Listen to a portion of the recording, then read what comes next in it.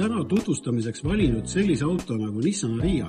On Nissani järjekordne elektriauto, turul küll olnud mõnda aega, aga tema juures on märkimisväärne see, et paljude kartusena olev sõiduulatuse suurus, mis võib olla mõnel paberil või mõttes ei tundu piisav, siis selle auto puhul on see juba täiesti mõistlik, et teatud variatsioonide juures juba peab üle 500 kilomeetri ühe akutäiega. Varustuse osas on variante 3 tükki, on rahakotisõbralikumaid versioone, on nõudlikuma maitse jaoks, kõigi jaoks midagi. Ja miks me nendest elektriautodest räägime? Teame ju kõik, et ühelt poolt koputab meile juba saabuv automaks, mis siis on 2 osas, siis aastamaks, kui ka uue auto soetamisel alates 1.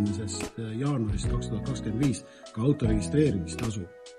Ja seetõttu maksu suurus sõltub ka paljuski mitmest komponendist, üks on see mass, teine on CO2 ja elektriautode puhul juba see CO2 on püsivalt 0.